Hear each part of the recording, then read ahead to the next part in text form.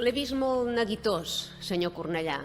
Tant nerviosisme no es deu deure a la darrera enquesta del CEO, que pronostica que perden un diputat i que Aliança Catalana en guanya 9. Perquè si és això el que el trasbalsa, prengui cadira, que d'aquí als propers comicis encara en caurà algun altre i serem aquí per repescar-lo.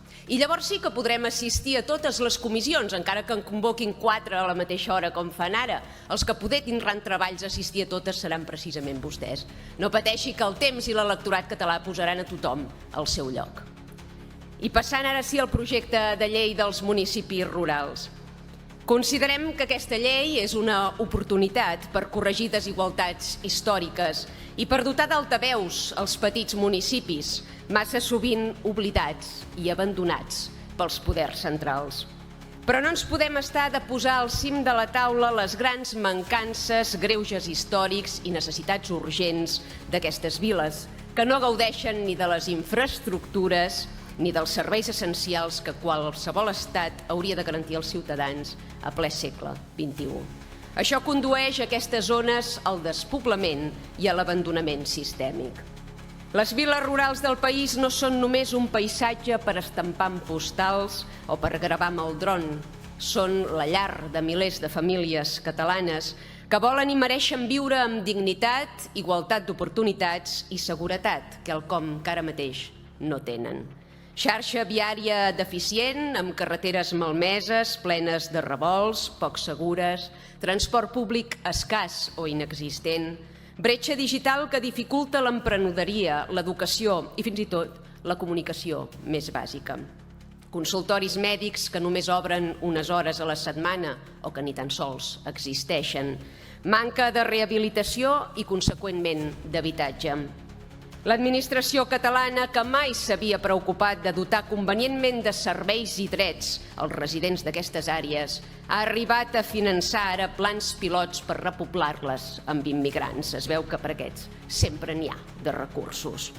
En comptes de garantir que el jovent del país no se n'hagi d'anar i continuï arrelat al seu territori, subvencionem a qui ha entrat de forma irregular promovent una substitució cultural i demogràfica que desnacionalitza el nostre país i l'aboca a nous marcs morals i ètics absolutament imprevisibles. L'Estatut de Municipis Rurals podria ser una bona eina per revitalitzar aquests territoris. Pot fer-los atractius i pròspers per al jovent del país, per a les futures generacions de catalans i, per tant, pot contribuir a revertir aquesta tendència negativa. És hora d'abandonar la visió folclòrica i provinciana que durant molts anys s'ha tingut del país i apostar fermament per la igualtat real d'oportunitats. Perquè els municipis rurals no són per fer selfies al cap de setmana, són per viure-hi bé i tot l'any. El país és molt més que l'àrea metropolitana barcelonina. Avui el Parlament ho reconeix i ho posa per escrit. Ja era hora. Visca Catalunya lliure. L'ocupació no és un dret, és un delicte. Un delicte que es comet amb absoluta impunitat i reincidència arreu del territori català, sense que l'administració intervingui dràsticament per erradicar-lo. Repeteixen per activa i per passiva que l'habitatge és un dret. Diguin-me, no és un dret també viure a casa sense topar amb bosses d'escombraries, tràfic de drogues o prostitució cada cop que obres la porta i surts a l'escala? Perquè aquesta és la realitat de molts ciutadans, que veuen incrèduls com penques i delinqüents esbotzen portes, ocupen pisos, punxen el llum de la comunitat i fan negoci a costa d'un pis del que no són propietaris. I per acabar-ho d'adobar n'hi ha que utilitzen l'escala i les zones comunitàries per amuntegar deixalles, vendre substàncies o fins i tot fer les seves necessitats. Ho explico amb cruesa perquè hi ha formacions polítiques en aquesta cambra que editen manuals d'ocupació, com si l'ocupació fos quelcom amable, divertit, trencador o progressista. Doncs no. Les ocupacions il·legals trasbalsen la vida de la resta de veïns, atempten contra el dret a la propietat privada i generen un greuge als ciutadans que fan mans i mànigues per pagar cada mes el seu lloguer o hipoteca. Durant molts anys, l'administració ha fet els ulls grossos davant aquesta realitat i ha considerat automàticament vulnerables els qui la practicaven.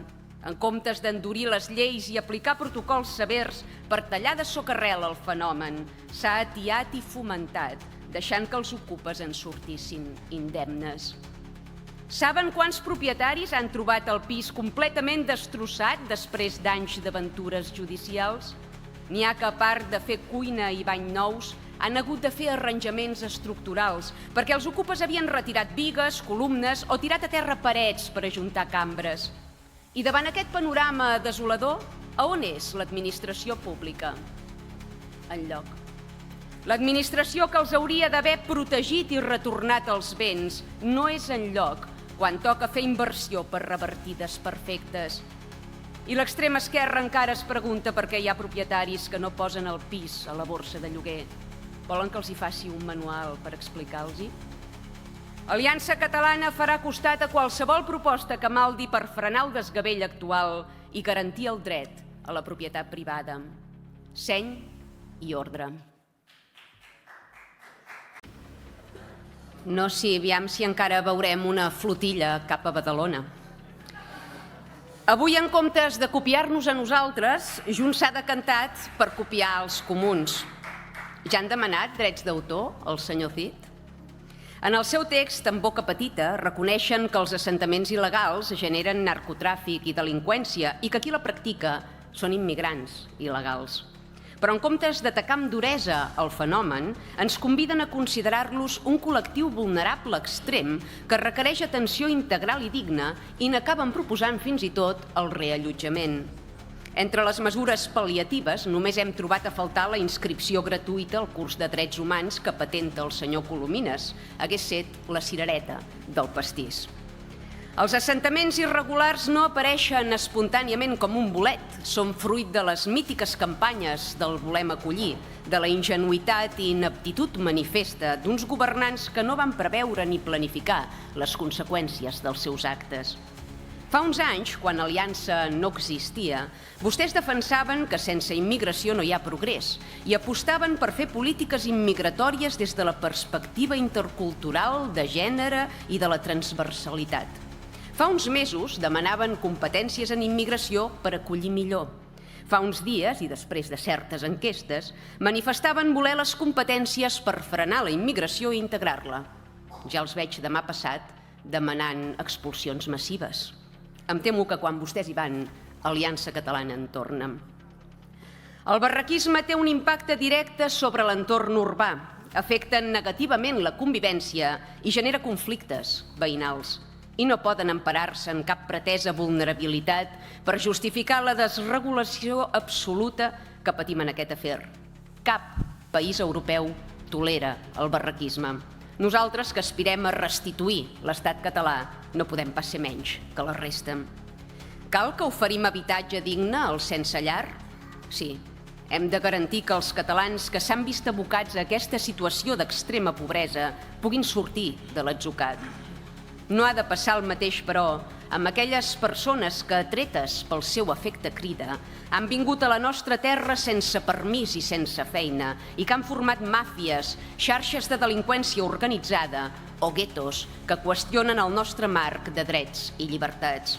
I dir-ho clar i català no és ser antidemòcrata ni repressor, és ser assenyat. De voler protegir, ordenar i garantir els drets efectius dels catalans se'n diu coherència, se'n diu sentit comú.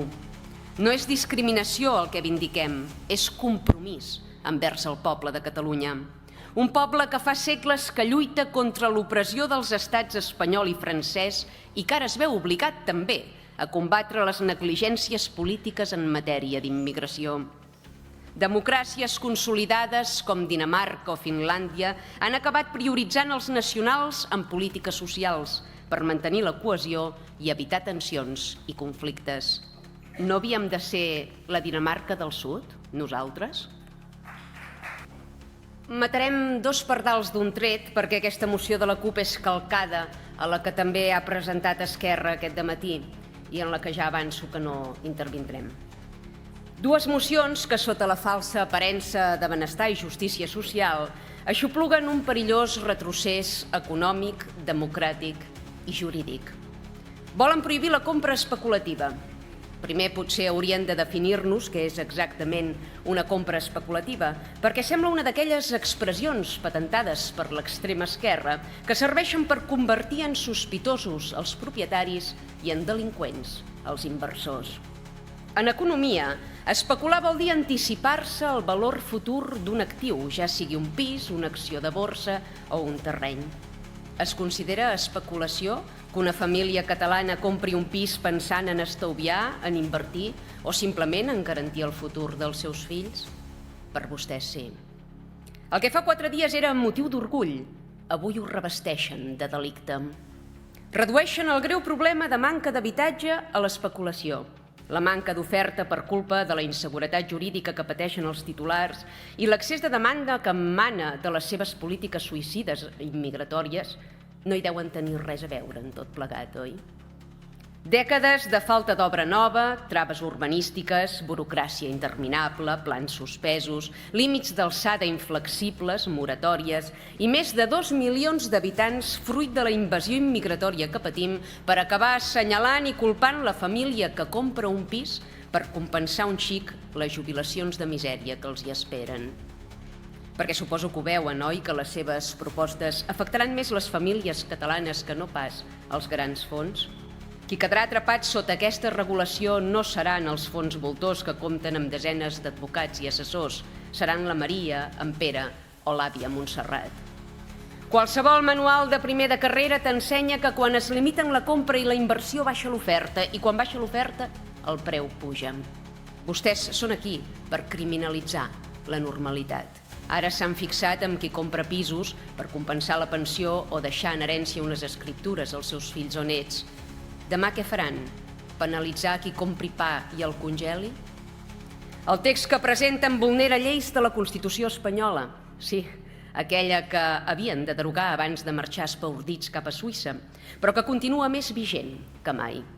I també vulnera la Carta dels Drets Fonamentals de la Unió Europea, en el sentit que tota persona té dret a gaudir de la propietat dels seus béns, exceptuant casos en què s'acrediti utilitat pública i es procedeixi a indemnitzar justament.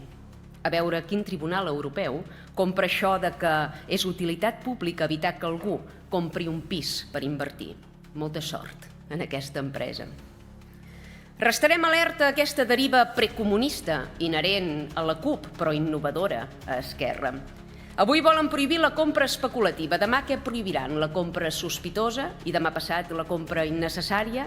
A veure si aviat només podrem comprar un pis amb el segell halal de vulnerabilitat que ens dispensi serveis socials. Control de preus, control de propietat, control d'ús, en definitiva, pèrdua de llibertat individual i vulneració flagrant de drets fonamentals. I en acabat es vindiquen progressistes? Defensar el dret a la propietat privada no és defensar privilegis, és defensar el dret a l'estalvi, a la inversió, el dret de generar oportunitats, de construir-se un futur. Ara haurem de demanar perdó o permís per voler prosperar o per incrementar patrimoni? Els amoïna l'habitatge, sembla. Deixin de subvencionar l'efecte crida immigratori i tanquin fronteres. Ens en sobrarà d'habitatge, tant que tots podrem tenir segona residència.